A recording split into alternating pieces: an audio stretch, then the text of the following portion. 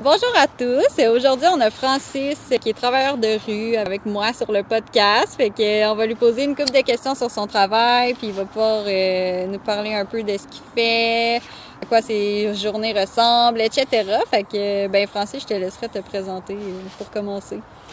Donc, allô, moi c'est Francis Paquette, je suis travailleur de rue pour Trek Jeunesse, un organisme qui est basé à Sainte-Foy et qui dessert une bonne partie de la région 03, donc la capitale nationale. Parfait. Peux-tu nous expliquer un petit peu c'est quoi ton rôle à Trek Jeunesse? Qu'est-ce que tu fais dans tes journées? Mon rôle, comme je disais, c'est être travailleur de rue. Un travailleur de rue, en gros, ce que ça fait, c'est que ça se rend, ça le dit dans le mot, hein, c'est dans la rue, c'est un intervenant qui est dans la rue et que son mandat est de rejoindre les gens dans les milieux qu'ils fréquentent, dans leur milieu de vie. Donc, ça peut être autant dans l'appartement que dans la rue, dans un parc, dans un bar. C'est vraiment partout. Puis ça ressemble à quoi la clientèle que tu as? Clientèle que j'ai, c'est souvent ce qu'on dit en travail de rue, c'est vraiment d'avoir un accueil inconditionnel. Donc ça va être autant des hommes, des femmes, ça peut être des adolescents, ça peut être des jeunes adultes, des adultes. La majeure à Trek, si je me trompe pas, ça va être entre 18 et 35 ans. Mais ça veut pas dire qu'on n'en a pas des plus âgés ou des plus jeunes. Là, évidemment qu'on a du 12-17 aussi. Là. Fait que c'est full varié comme... Très varié, ouais. Cool. Puis, tu as parlé des âges un peu, mais as-tu des problématiques plus spécifiques que toi, tu vois dans ton travail ou plus générales que les travailleurs de rue côtoient comme problématique? C'est sûr que l'idée, c'est de rejoindre des personnes, on va dire, qui pourraient être, qui ont pu être marginalisées ou qui se sont eux-mêmes marginalisés. C'est sûr que moi, ce que je dis souvent aux gens, c'est si tu fais le pas, tu peux venir me jaser. Mais quand tu fais le bain, tu peux venir me jaser aussi. Donc, ça prend pas nécessairement une problématique en particulier. Mais c'est sûr que, si on a des gens qui sont marginalisés, ils peuvent vivre toutes sortes de problématiques X. Ça peut être la prostitution, ça peut être de l'itinérance, de la consommation, de la désaffiliation, quelqu'un qui serait vraiment en rupture avec le système, on va dire. Ça peut rentrer dans un déterminant de santé. Là. Plus que tu es isolé, plus que, ça peut jouer sur ta santé en général. Je m'égare un peu, mais les déterminants de santé, c'est quoi? Ça peut être autant le milieu socio-économique dans lequel tu évolues, que le logement, que ce que tu manges dans la semaine. Fait qu'on peut toucher un peu à tout ça. Là. Finalement, on donne des dépannages alimentaires à Trek Jeunesse aussi. Je pense que c'est peut-être une de tes prochaines questions. Là. J'en attaque déjà. Il y a un milieu de vie aussi que les gens peuvent se rendre, socialiser, se faire de la bouffe, faire des activités. Puis on peut faire la même affaire en travail de rue. On peut faire juste des activités avec un jeune. Donc ça veut pas dire que c'est quelqu'un qui est extrêmement désaffilié, qui est en prostitution ou qui vit X problématiques. Là. Fait que ça rejoint vraiment comme tout le monde finalement. C'est ça. Ça peut rejoindre tout le monde. C'est sûr que ça va dépendre aussi de quel organisme pour qui tu travailles. Je sais pas, mon exemple, il y en a qui sont peut-être plus spécialisés adultes, utilisateurs de drogues injectables. Mais là, on pourrait comme parler de outreach. On va dire un intervenant qui sort des murs de l'organisme, qui a une mission bien particulière, puis qui va aller dans la rue pour rejoindre cette mission-là. Mettons cette clientèle-là précisément. Ça pourrait être santé mentale, ça pourrait être utilisateur de drogue, ça pourrait être n'importe quoi. Mais nous, on est vraiment généraliste à Trek Jeunesse. Ça fait que on touche à peu près à tout. Puis ça va dépendre souvent des financements qu'on a. Comme actuellement, mettons, on a prévention de l'exploitation sexuelle. Donc, à ce moment-là, c'est sûr qu'on peut avoir de tout âge. Oui, c'est ça. Puis, ça fait combien de temps que tu fais ça? Ça fait 8 ans que je m'en vais sur 9. Crime. Comment ça que tu as décidé de devenir travailleur de rue? Quand j'étais jeune, j'ai été au contact de ma première travailleuse de rue quand j'avais 12 ans. Puis après ça, j'en ai connu d'autres. Puis je peux pas dire qu'ils étaient tous pareils. Là. On est tous... c'est comme dans Le Petit Prince. Hein? On est tous uniques au monde. Donc, par contre, il y avait quelque chose qui revenait à chaque fois, c'est que je me sentais bien quand j'étais avec eux parce qu'ils étaient beaucoup dans cet esprit-là d'accueil inconditionnel, tu sais, puis dans un non-jugement. Fait que, puis là, j'étais très, très jeune, mais je me suis dit, tu sais, j'étais pas encore aux réflexions que là, je pourrais faire actuellement, mais je me suis dit, tu sais, si moi, j'aime ça, quand quelqu'un est comme ça avec moi, qui me juge pas, qui est vraiment dans un accueil inconditionnel, je me suis dit, peut-être que les autres personnes aimeraient ça que je sois comme ça avec eux. T'sais. Fait que c'est un peu comme ça que ça a commencé, je te dirais. Et tu sais, moi, j'ai eu un parcours un peu atypique. Tu sais, j'ai été body model, body percer. Puis j'ai travaillé dans des tattoo shops une bonne partie de ma vie. J'ai fait d'autres trucs aussi à gauche, à droite. Puis à un moment donné, je suis retourné, je pense, vers mes premiers amours de job que j'aurais aimé faire quand j'avais 12 ans. Puis ça, je me suis dit, ça t'appelle. Fait que, j'ai eu beaucoup de chance, là, je pense, dans la vie. J'ai toujours fait des choses que j'aimais, puis ça m'appelait pour cette raison-là. Mm-hmm. Puis tantôt, tu disais que tu es là pour accompagner les gens, là, que tu vas dans la rue et tout. Puis as-tu comme des exemples concrets de services que tu peux rendre ou de ce que tu fais avec eux pour les aider? Ouais, ben, tu sais, c'est sûr que en premier, ça passe toujours par une évaluation des besoins de la personne, ce qu'elle nous verbalise, mais aussi nous, qu'est-ce qu'on voit. Tu sais, ça peut passer, écoute, de distribution de matériel pour la consommation, donner des condoms, à aller jusqu'à un accompagnement, une prise de sang, référer à un autre organisme si la personne a des besoins plus ciblés. Ça peut être juste d'être là, de l'écouter, de jaser, tout simplement. Ça peut être de la prévention sur les TSS ou toute autre prévention. C'est ça, toute autre prévention.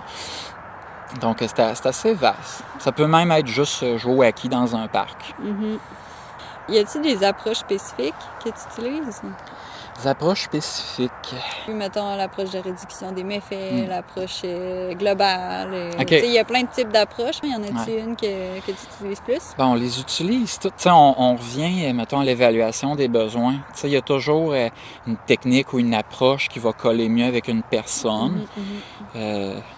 L'approche globale, le but, dans le fond, c'est de considérer la personne dans son entièreté, on va dire, sur tous les niveaux. Après ça, ben, tu sais, l'approche de réduction des méfaits, c'est un très, très bon exemple. Juste pour décortiquer c'est quoi un peu, mais ça peut être de donner du matériel parce que la personne, elle consomme puis elle n'arrêtera pas. Puis tu peux pas y tordre un bras pour qu'elle arrête. Tu sais, on pourrait appeler ça comme, mettons, un bon mot que j'aime pour le définir, c'est le pragmatisme. Aller chercher le moindre mal. Tu peux pas... il y a souvent un terme qui est utilisé, c'est le pragmatisme face à la mort. Tu peux pas criminaliser puis faire de la répression à la mort. Donc, ce que tu peux faire, c'est aller chercher le moindre mal puis donner, mettons, des soins palliatifs, exemple. On est loin de ça en travail de rue, c'est un cas de titre d'exemple, mais si la personne ne contracte pas le VIH ou l'hépatite C parce que tu lui as donné du matériel, ben, tu as réduit les méfaits qu'elle vit sur sa vie par rapport à une problématique X. Donc, ça peut être ça, mais un bon exemple de réduction des méfaits, je pense que souvent le monde oublie, c'est Opération Nez Rouge. C'est de la réduction des méfaits. La personne, elle a bu pour éviter qu'il arrive toutes sortes de mésaventures. Ben, on va fournir un service de raccompagnement. C'est de la réduction des méfaits. Tu peux le voir à toutes sortes de niveaux. Puis, ça me fait penser justement dans la réduction des méfaits. Il y en a qui sont en accord, en désaccord, ça dépend, mais quand on regarde Opération Nez Rouge, c'est tellement accepté dans la société que quand on fait le parallèle avec les seringues, je trouve que, je sais pas, ça aiderait à accepter plus le... Ouais. Ça, moi, je trouve que le premier argument, ça devrait être la personne, puis améliorer, bonifier sa qualité de vie. Ça part de moins loin, ça n'a pas contracté une maladie infectieuse parce qu'elle consommait. Puis la consommation de nos jours, c'est vu comme une maladie en quelque sorte, c'est la toxicomanie.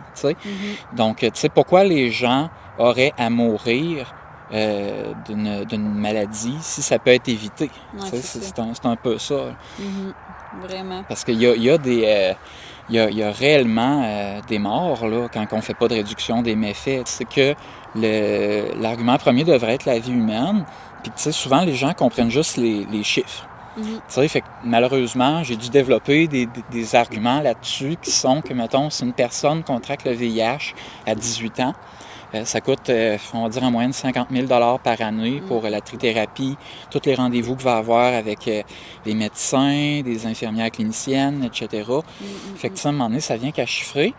Puis, là, je le répète, là, moi, mon argument premier, ça devrait être la personne, tu sais, pour la protéger. Il y en a qui vont dire toujours, « Ah, c'est un junkie, aidons-le pas, c'est lui qui est artisan de son propre malheur. » Mais, tu sais, dans les faits, si tu leur sors l'argument financier, tu dis, « Hey, tu sais, quand on colle des seringues, puis qu'on fait un appel d'offres à une compagnie pour en avoir des milliers, mettons, la santé publique qui colle ça, ça revient, je sais pas, je dis n'importe quoi, ça revient à 5 cents la seringue. Tu sais, c'est sûr que si tu distribues 400 pièces de seringue à une personne d'une année puis qui contracte pas aucune maladie infectieuse, ben tu viens, tu sais, les gens vivent vieux.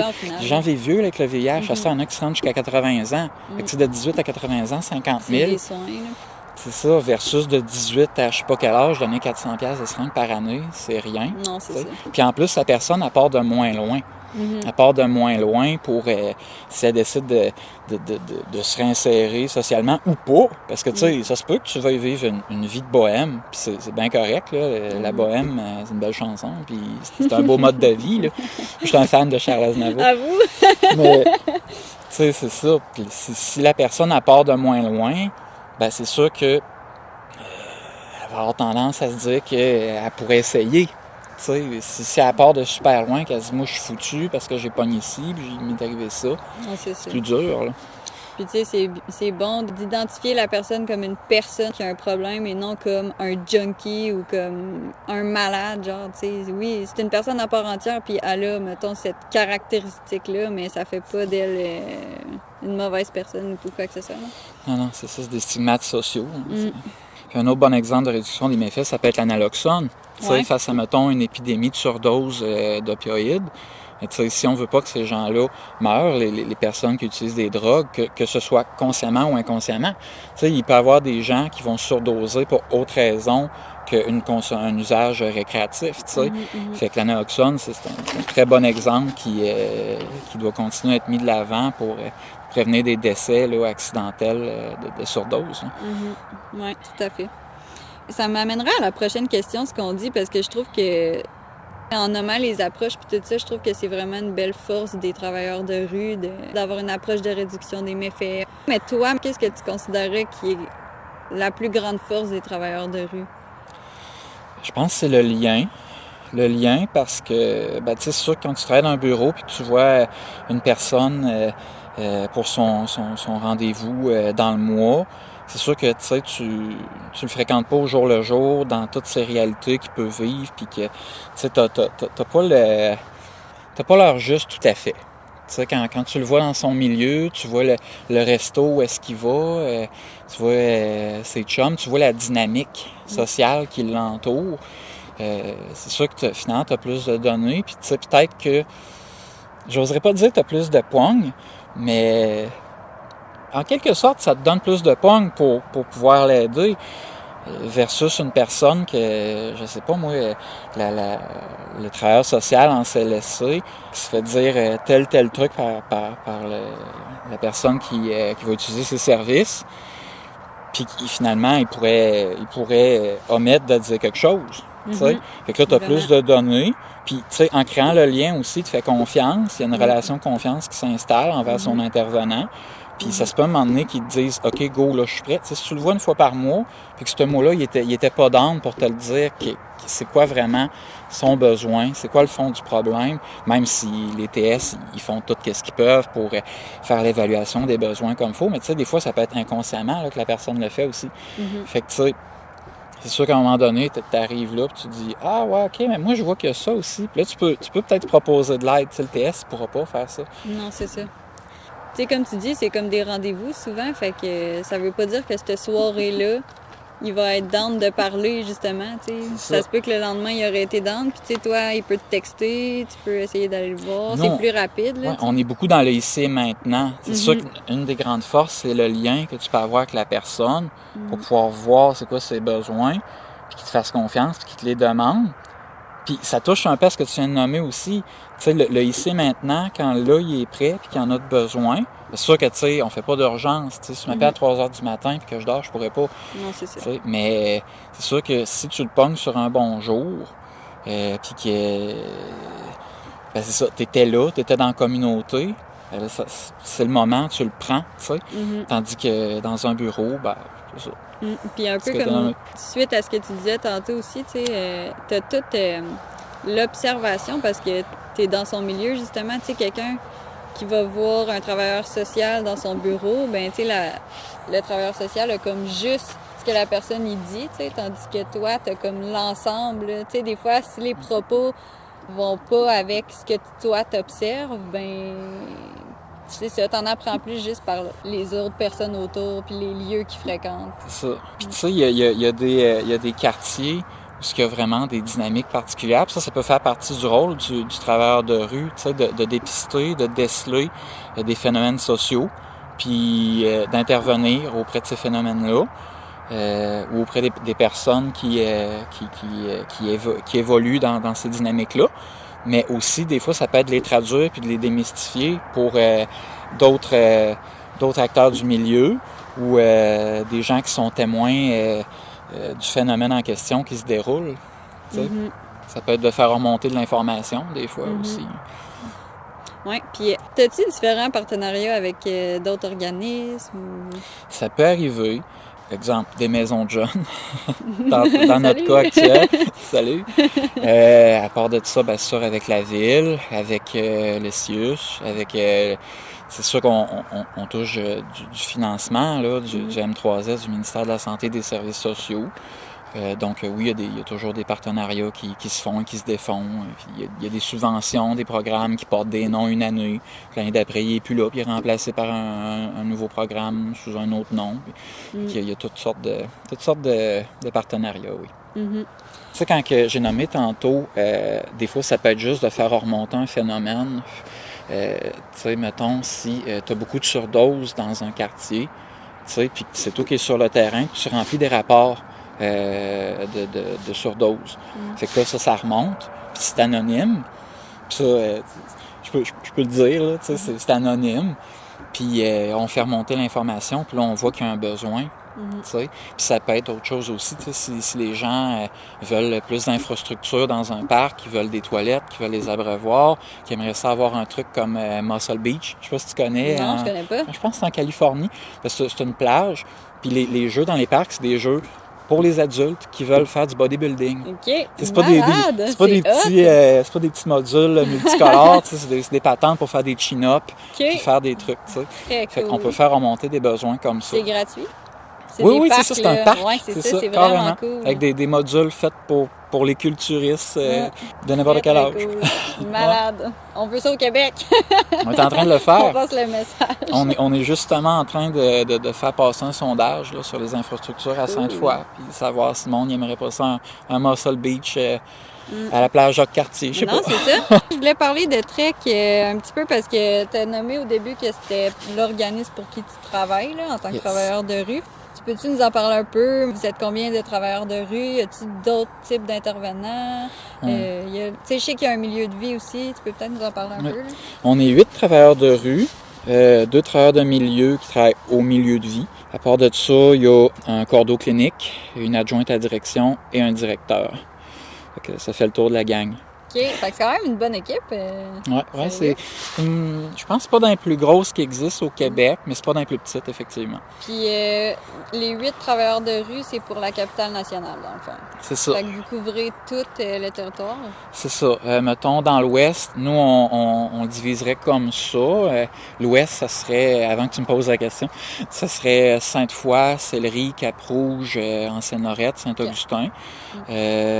Après ça, là, ça serait vers Québec, là, donc ça pourrait être Centre-Ville, Haute-Ville, Cité-Limoilou. Puis est-ce que vous couvrez toute la capitale nationale au complet ou vous avez comme des territoires assignés ou vous switchez, mettons?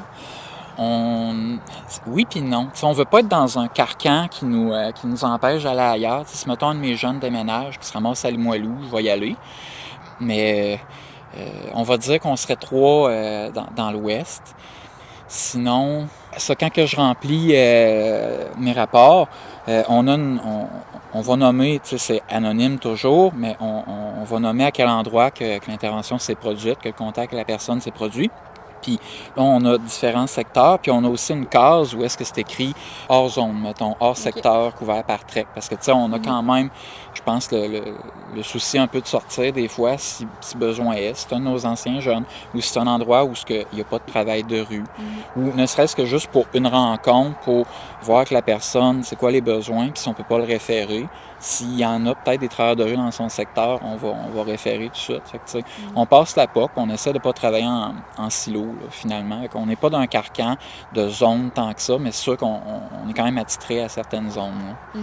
Mais c'est bien parce que ça te permet de faire tes suivis, justement, même si, comme tu dis, tes jeunes, ils vont ailleurs. Tu n'es pas assigné absolument à ta zone. Fait que c'est vraiment bien. C'est ça. Puis tu sais, pourquoi forcer la personne à répéter encore toute son histoire?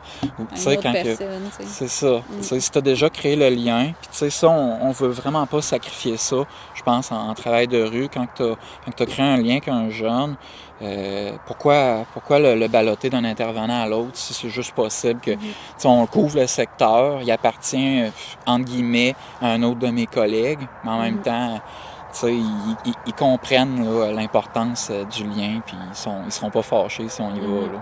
Non, c'est ça. Puis, tu peux-tu nous décrire une journée typique? Là? Je me doute que t'as pas tant de journées typiques parce que ça doit changer, là, mais mettons, là. C'est sûr que c'est assez variable. Tu peux finir, je sais pas, à 3 heures du matin, puis le lendemain, tu es un peu poqué, puis tu t'en vas à une réunion qui commence à 9 heures du matin au CLSC. Puis, à ce moment-là, ça se pourrait que tu prennes ta journée off, là. Mettons, tu tapes juste une réunion, puis c'est fini. Mais tu sais, d'autres moments, écoute, tu peux commencer à 13 heures. Puis, tu commences avec un dépannage alimentaire. Après ça, tu vas faire un accompagnement d'une personne qui veut connaître les services de consommation supervisée de l'interzone. Donc, tu te rends chez lui, on monte dans le char, puis tu t'en vas à l'organisme, puis tu présentes le monde. S'il n'est pas à l'aise, parce que ça peut arriver, il y a des gens qui sont comme « Ah, des nouveaux intervenants! Ouais. » Fait que tu peux l'accompagner vers une nouvelle ressource qu'il ne connaissait pas. Après ça, écoute, tu peux te ramasser dans un parc avec du monde, dans un bar, puis ils t'invitent chez eux après. Fait que tu es comme « Ben oui, je vais te suivre, tu me feras connaître ton monde, tes colocs. » tes amis. Autant que tu peux être dans un bar de danseuses, puis finir dans un motel avec des gars qui étaient des touristes. J'ai déjà rencontré des touristes allemands. Puis on a quitté le bar, ils m'ont dit « Ah, tu viens-tu à l'hôtel? » Puis, je les ai suivis. Puis, ça valait la peine. Mais, hey, tu vas chez le monde. C'est-tu déjà arrivé que tu t'es pas senti en sécurité ou si... je trouve ça touché quand même. Jamais, parce que, en fait, on a des formations là-dessus pour garantir notre sécurité. C'est sûr que, il peut arriver n'importe quoi tout le temps. Tu peux traverser la rue puis te faire frapper par un char, ou même pas traverser la rue. Tu peux marcher sur le trottoir puis le char va venir te chercher sur le trottoir. Non, c'est ça. Mais non, je me suis jamais senti pas en sécurité. Je pense que je suis bien formé, puis on essaie de repérer les signes avant-coureurs d'une agression, de se positionner comme il faut dans l'appartement pour pas que ça arrive. Puis tu sais aussi, si tu as un doute sur qu'est-ce qui pourrait se passer, tu y vas juste pas. Ouais, c'est ça. T'sais, on n'est pas tenu à l'impossible, puis on n'est pas forcé d'aller à toutes les invitations des gens, là. Puis, est-ce qu'il y a toujours quelqu'un qui sait t'es où, non, en travail de rue? Tu sais, si tu vas chez quelqu'un, est-ce que tu vas le dire à un collègue ou non? Non. Ça m'est arrivé une fois dans ma carrière d'envoyer un texto, de dire « Je suis à telle adresse ». Mais tu sais, c'était pas tant parce que je craignais pour ma sécurité, mais tu sais, plus comme une formalité, parce que tu vois qu'il pourrait y avoir une problématique. En même temps, ta présence est pertinente, puis elle est légitime par rapport à ta pratique. C'est pas, j'allais dire un risque calculé, mais c'est même pas un risque calculé. Si tu acceptes de le faire, parce qu'il y a une personne qui peut être en situation de crise, à un moment donné, tu te dis, je vais aller valider. Mais pas au point de te dire ma vie va être en danger. Non, rendu là, si c'est pour être aussi dangereux que ça, tu n'as pas besoin d'être rentre chez la personne. Ouais. Tu peux déjà te dire, on va aller vers un envoi de soins pour la personne. On va y appeler une ambulance parce que là, elle est pas bien, elle n'est pas dans son état. Là. Non, c'est ça. Fait que tu fais attention pour pas te mettre dans ces situations-là, dans le fond. Non, c'est ça. Puis qu'est-ce que tu trouves le plus difficile dans ton travail? Je trouve qu'il n'y a rien de difficile dans la mesure où si tu sais en partant que, mettons, je pourrais donner des exemples de qu'est-ce qui pourrait être difficile. Mettons, quelqu'un qui tu sais qu'il n'est pas dans son état, il va pas bien, mais il n'en veut pas d'aide. Il va pas bien au point que tu calerais un envoi de soins, mais il va pas bien.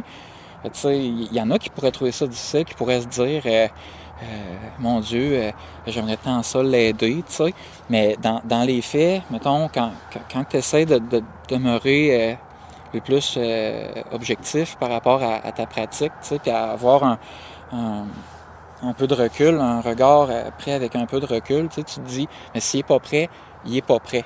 Fait que moi, je trouverais pas ça difficile. Je trouve rien de difficile.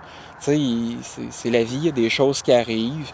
Des fois, c'est pénible. Des fois, les gens vont vivre des situations qui sont malheureuses ou stressantes ou des choses comme ça. Puis moi, mon travail, c'est de les accompagner là-dedans, dans des fois des beaux moments, puis d'autres fois des moments plus difficiles pour eux.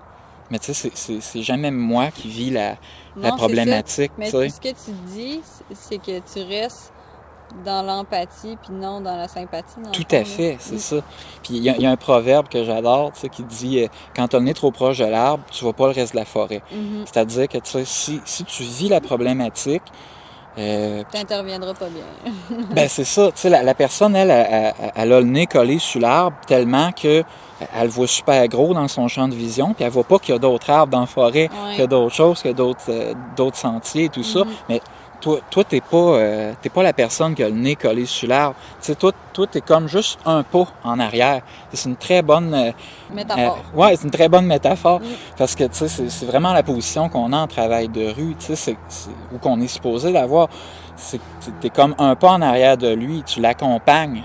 Mais tu vis pas la problématique à sa place, Fait que toi, t'es là pour y mettre une petite main sur l'épaule puis lui dire « Regarde, check, là, t'as le nez sur l'arbre, ça se peut.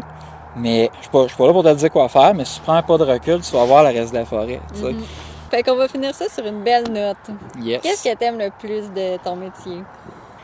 Je pense que c'est les gens avec qui j'interviens, qui ont toutes leurs couleurs, puis qui ont toutes...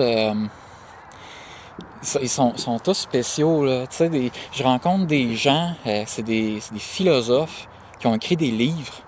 Ouais, vraiment. Je rencontre... écoute, je peux intervenir avec...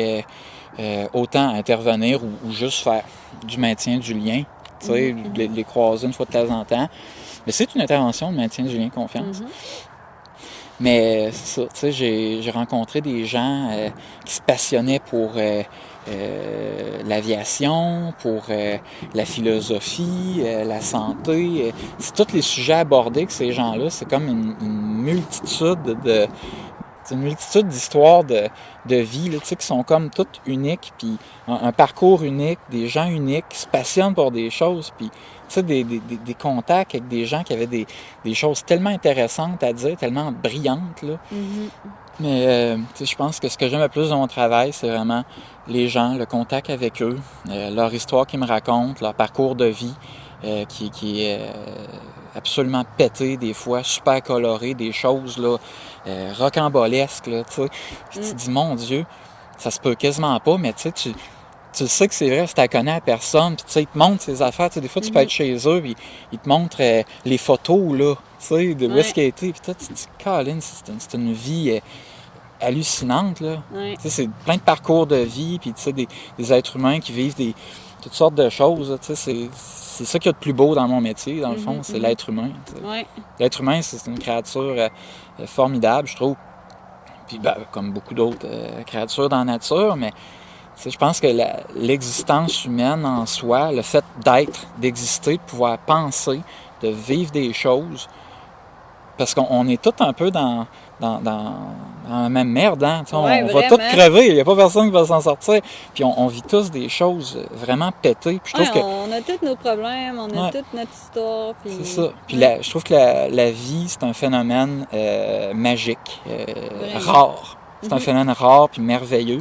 Puis de travailler dans mon domaine, ça me fait rencontrer toutes sortes de personnes, toutes ces vies-là qui existent, qui sont contemporaines de l'époque à laquelle je vis moi-même.